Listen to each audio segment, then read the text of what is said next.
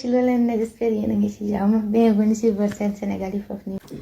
tey nag damaa ñëw pour vous rappeler benn classe bu fi amoon entre Dip Doundou Guiss et One Lyrical léegi nag mes amours je vous laisse aller ngeen dem seetaan ci classe bi entre Dip ak One Lyrical. kan moo am carrière bu baax si ñëpp ñi dugg si man su ma lay rey dum la sa xol comme tableau boobu design. ba may xool force da ngay teen maa ngi coox dama reyal teeñ maa leen mën fuuf ku bëggul bañ rewande bu dul dañ mel ni sa xuru baay est-ce que mës nga gis ku rey medd maa ngi paaka bi di utal maw di ci biir sa bët Dip dëndam gis.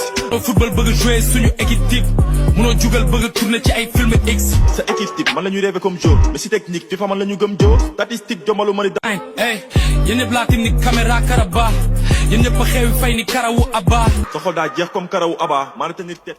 en tout cas daal tàngoon na léegi nag mes amours entre Dip ak One kan moo gañ. I'm an icon, man. I'm a girl about a 10. I should fuck her.